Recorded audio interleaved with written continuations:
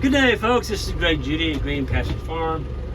Today we're over here on the new farm, Anthony and Sean's, and we're running water line. This is the farm that Isaac and Joel and I fenced. Well, I guess it was back in the winter. We finished it here probably a month or so ago, probably 2 months. Anyway, it's just been too wet to do anything over here, and so we got Johnny. There's Johnny down there in the track hoe. And there's Isaac and Alex. They're putting in a quick coupler. And up the hill there, we just got through putting in a frost-free tank hookup. We still got to pour the concrete for the pad, but it looks like we're going to have 5 frost-free tanks on this farm and 10 quick couplers. And it's pretty amazing. When I came over here, Johnny got a head start on us. He had about, I don't know, 300 or 400 feet trenched when we got here yesterday morning. And I was shocked at the color of the dirt, or soil. It's black. It's black. And it was black up there on top of that hill. It was black, probably a good 18 inches to 2 foot down. And where I'm from, we got 2 inches out there in the hills. But this is more prairie, rolling hills, rolling prairie. It's not super flat, but it's a lot flatter than where I'm at. And anyway, then across the creek over there, where that big water tower is, you can see, there's another 50 acres they bought across the creek. And so that'll be our second project. But right now, this is going to be ready. As soon as we get this trenched, we've got 3 more frost frees to put in, and 1, 2, 3, 4. We got 6 more quick couplers, and we'll be done. And then we just got to hook it up. We have a drilled well up there by that white house you can see in the horizon there. There's a drilled well, and we're going to hook onto that. And we already talked to the well, the guy that dug the well, and he said, as long as you ran 2-inch PVC, or 2-inch line, he said, we're going to have tons of pressure. And we're not going up any hills. This is all pretty flat. If anything, we're going downhill. Most of this farm starts level and then it goes down. But Johnny's got to dig through those trees down there. There is an opening, and that's probably going to be his toughest digging. And we got a really heavy storm coming, they say, tonight, 80-mile-an-hour winds. And so we're trying to get as much done as we can before the storm hits. I don't know, they're saying not that much rain, though, just a lot of wind. But yeah, this is coming along really nicely. I'm doing the backfilling here with this tractor. This is Sean and Anthony's tractor. They had it over here. They had their front end loader on it, so I'll just show you. It works pretty darn good. That bucket is, I believe it's 5 foot. It might be 6. But you just put it on the ground and actually give it a little gas. And it does a really good job. So what I'm doing, folks, is I'm leaving it mounted up all the way up that hill. So when you do get the rain, you don't want to get it. I know people that drive on it after they run it up on there, and I don't do that. I leave it loose. And what I found out, if you leave that backfill loose, when you do get a rain, it'll just flow down into your hole.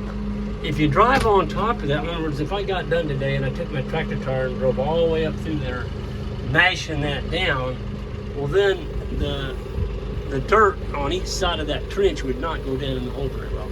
By leaving it loose, it flows in kind of like almost like a siphon. So you got to get that blade just right. So when I see I'm ripping up sod, I'll raise it up just a little bit. It does a good job. I mean, I'm moving tons and tons of dirt. It'd take you, oh my gosh, if you had to do that by hand, I don't even want to think about what it would. It'd take you months to backfill all this by hand. It really would. So far, it seems like I got everything we need. We haven't run out of any supplies yet. That's kind of a nice. You know, when you get ready to do something, you hope you have everything. It usually comes down to one fitting you're short on, or you forgot something. But so far, the only thing I didn't have enough of, and I've already got them ordered, is the Plasson quick couplers, and we've got plenty to get started. I just got to get. I ordered 5 more the other day.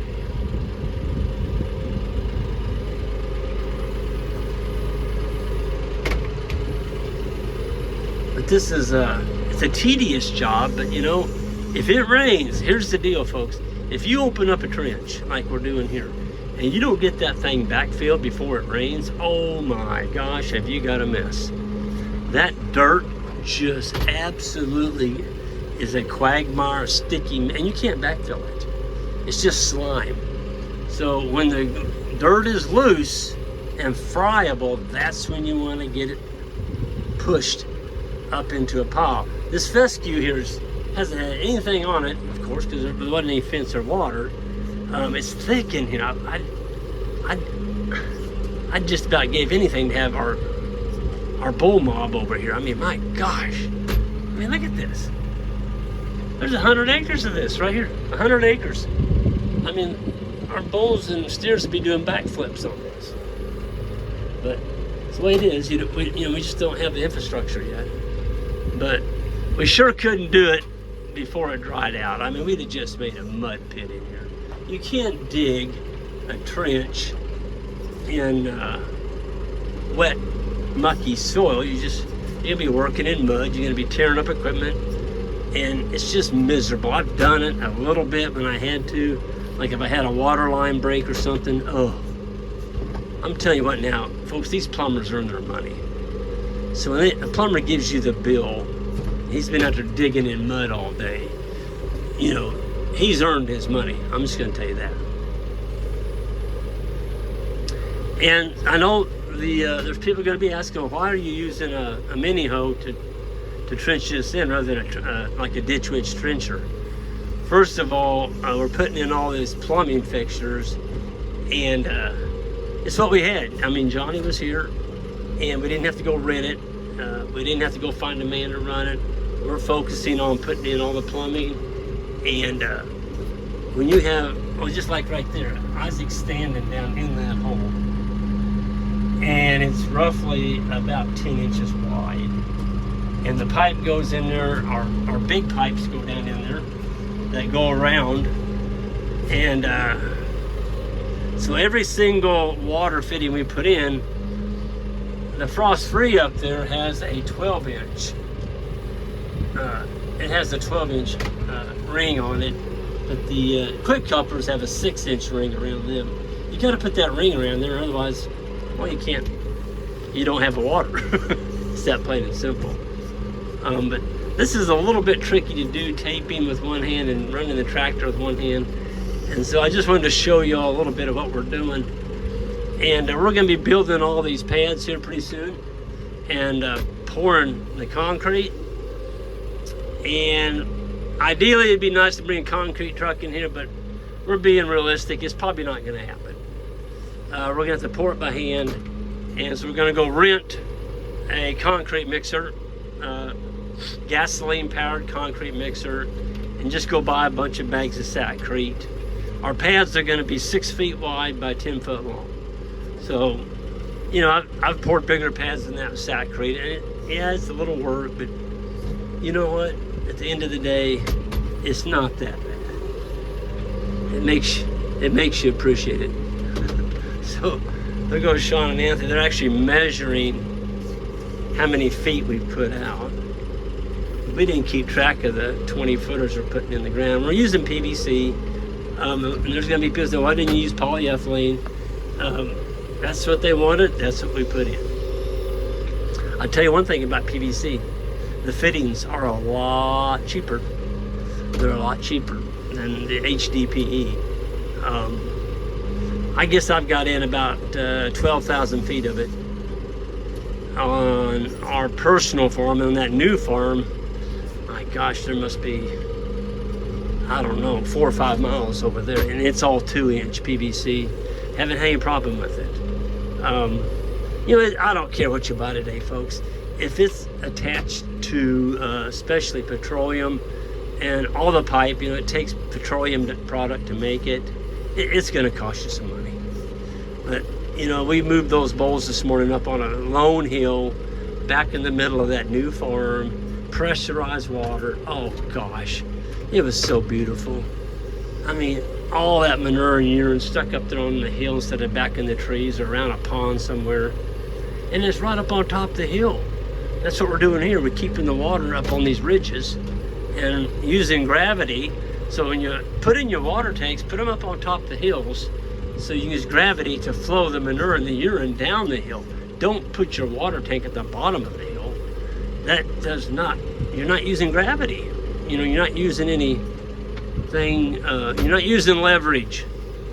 You're not using leverage. Use gravity to move your nutrients. And water is a magnet. It brings the animals to it. Of course, when you bring them to it, that's where they're gonna poop and pee. So keep it on top of the hill. I'm almost caught up with them boys. Just kidding Isaac, I'm gonna tell him get on it. Get busy, boy. I don't have to tell Isaac that. Isaac's a good one. He doesn't mind working. He never has. Kind of acts like he enjoys it, actually, which I think that's the way it is. I mean, if you like doing something and you get a charge out of it, it's not work. I know there's a lot of young people today that, you know, they seem like they're stuck to that phone. Their face is stuck to it, playing video games and such. And, you know, guys, ladies, there's just no future there. That's not going to get you anywhere. You got to get out and learn and get a skill and do something, you know, constructive with your life rather than just stuck in a phone all the time. It's just the way it is. It seems like there's a lot of people today want that, you know, they want you to pay them to watch your phone all day. It doesn't pay. It just doesn't pay. You need to get out there and do something. So I was kidding Isaac the other day. I said, I wish there was a way we could clone him and have like 1 million of them, you know, 1 million Isaacs. Can you imagine what 1 million Isaacs could do to the landscape? Oh my gosh. You know? We need more young people on the land. It's just plain and simple. That's all there is to it. And we don't need more people sitting there looking at their phone. We need more people out on the land. So I don't know how I got off on that, but I'll get off of it. Folks, you all have a good one out there, and I'll be seeing some of y'all in Toronto. That's next Saturday. I made a video on it on my website, or on our YouTube. And also the ewe lambs. Those are starting to move. Once we sell out, we're out. We're not going to have any more. So I know there's a lot of you that sent emails asking about lambs over the last year. Well, here they are. You can go to our website, greenpasturesfarm.net, and you can put in your order. And when they're gone, they're gone. There's ewe lambs, and there's also going to be some ram lambs. And then we do have another fellow that usually has some guard dogs. So anyway, check it out. Email Jan, she's the sheep lady. And we'll see y'all next time.